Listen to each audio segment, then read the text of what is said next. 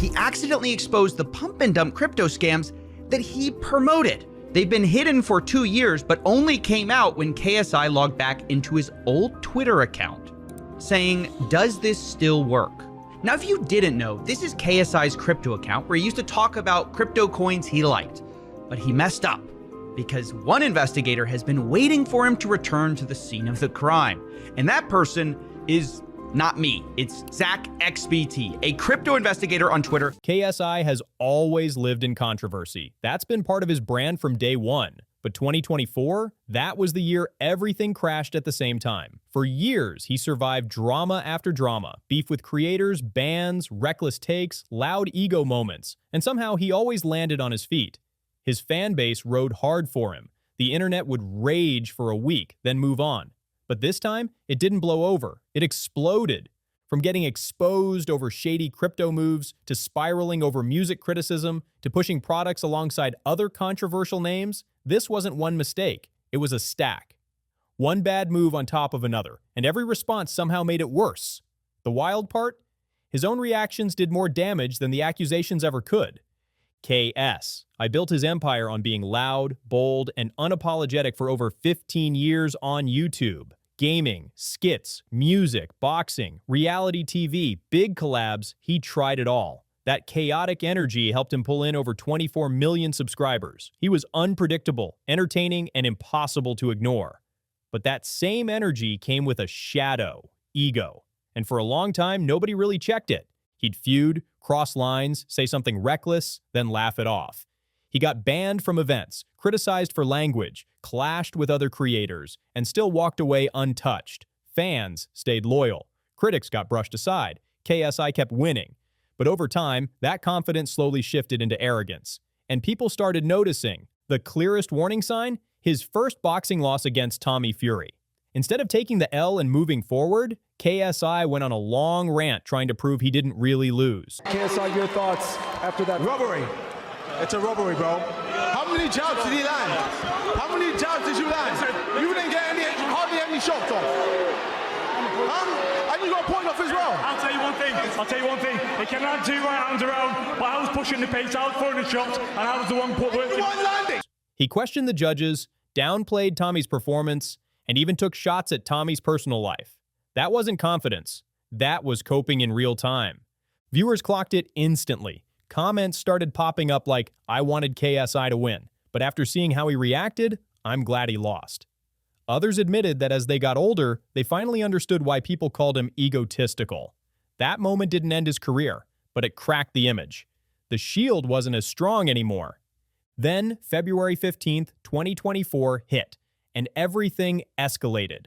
CoffeeZilla, one of YouTube's most respected investigative creators, dropped a video titled, "KSI accidentally exposes his crypto scams." Now, many people, including myself, hadn't seen anything from KSI to this point that seemed shady.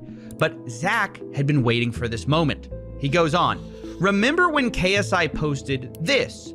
All of a sudden, my XCAD bag is looking juicy again. Hodl Gang then proceeded to dump $850,000 worth of XCAD over the following days from his wallet address." That title alone sent shockwaves. In the video, CoffeeZilla broke down KSI's involvement in multiple crypto promotions that looked suspiciously like pump and dump setups. He showed tweets where KSI claimed he was holding certain tokens, while blockchain data showed him selling soon after. That's when it got uncomfortable. CoffeeZilla even reached out to KSI directly for his side. I responded with explanations that technically left room for doubt. But when you lined up multiple incidents, the pattern didn't look random anymore. One questionable crypto situation might be a mistake. Several? That's where credibility starts slipping fast. When asked about another promotion, KSI doubled down. He said the contradictions between his tweets and trades happened because he got trolled by the market. Zach also shared a picture as proof. A series of transactions from KSI's wallet where starting on March 27th, when he sent that tweet, KSI started selling XCAD.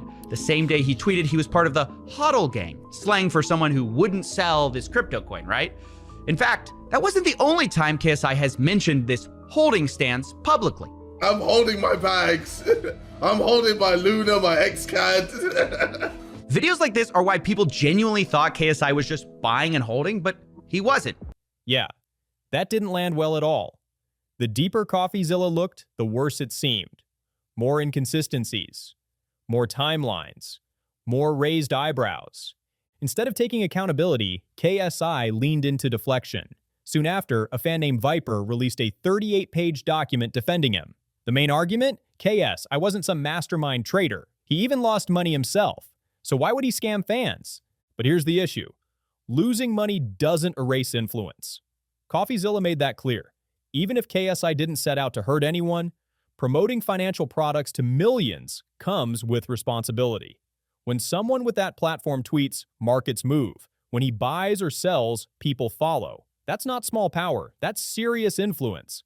CoffeeZilla even shared private messages explaining directly to KSI how much impact he had. The tone wasn't aggressive. It was informative. But KSI didn't take it that way. On stream, he brushed CoffeeZilla off as a clout chaser. He said he was too rich to scam anyone. HODL gang, LMAO.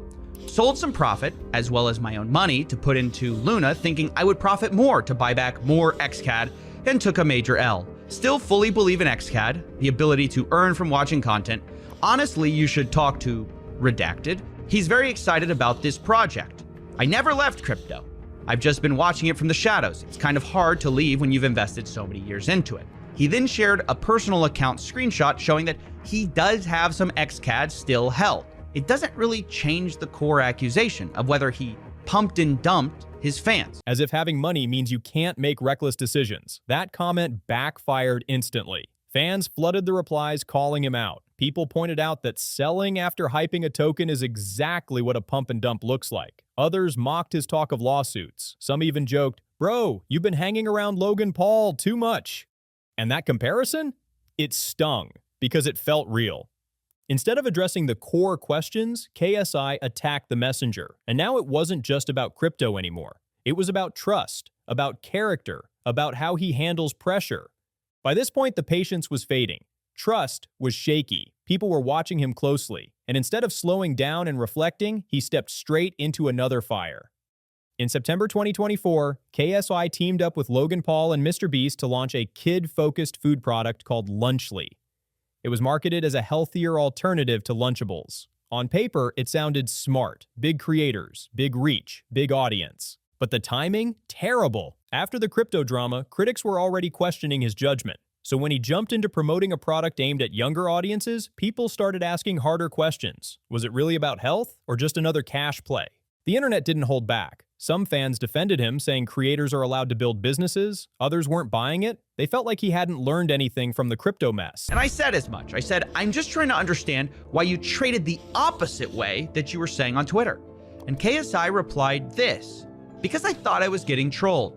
Honestly, every time I tweeted something, the opposite would happen on the market.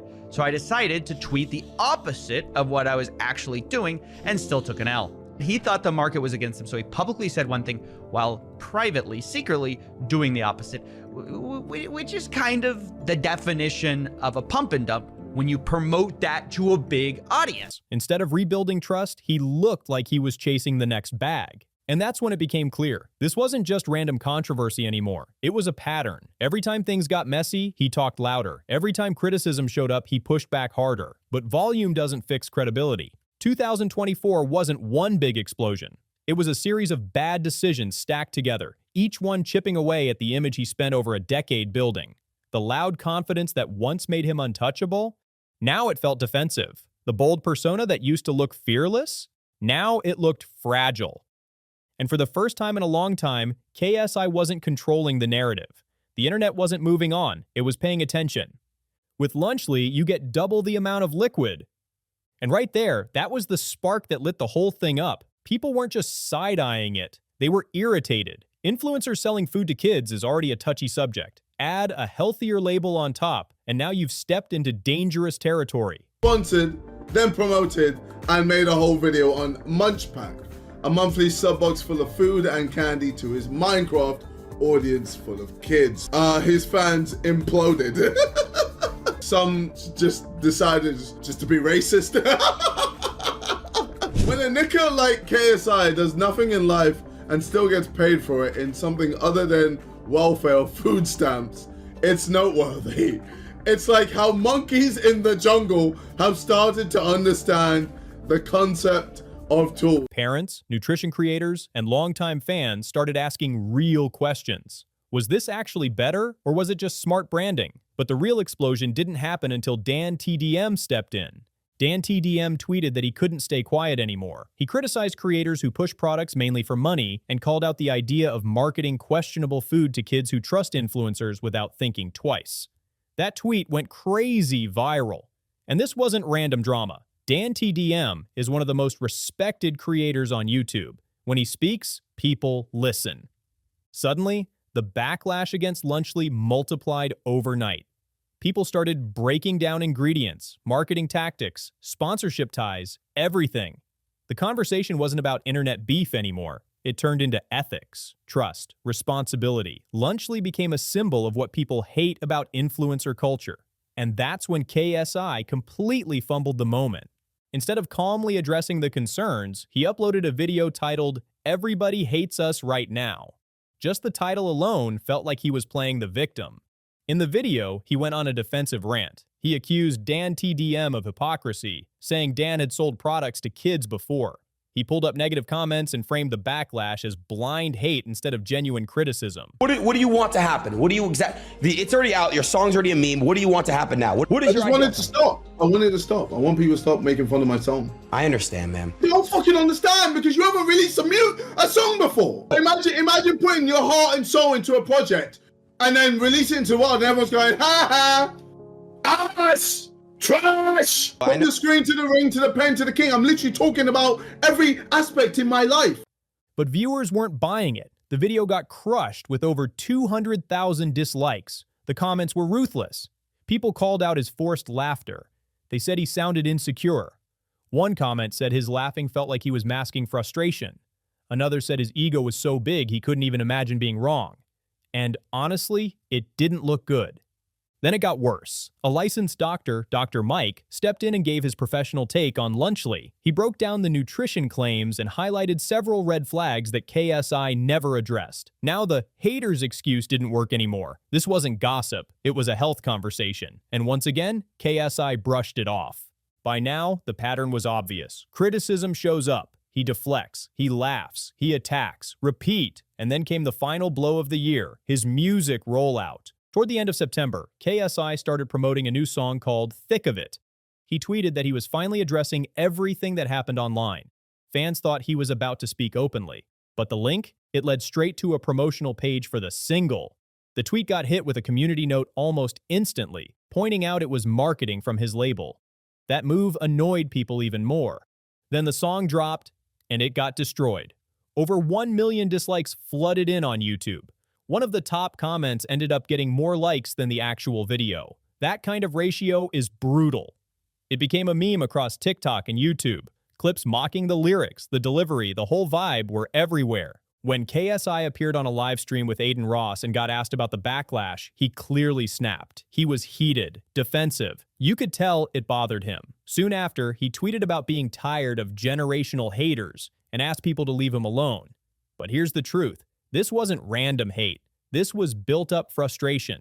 The boxing meltdown, the crypto controversy, the Lunchley backlash, the misleading promo, every situation followed the same script. He never fully owned the mistake, never slowed down to reflect, never showed real accountability. Instead, he leaned on laughter, ego, and excuses. And the internet doesn't reward that forever. By the end of 2024, KSI wasn't just controversial. He was exhausting. Even longtime fans admitted they were tired. Not because of one bad move, but because he kept doubling down every time he got called out. He didn't lose people overnight. He lost them piece by piece. Every defensive rant, every sarcastic laugh, every moment where he chose pride over growth. That's what made this backlash stick. KSI became the example of what happens when a creator gets so big that criticism feels like betrayal instead of feedback, when accountability feels like weakness, when ego blocks reflection.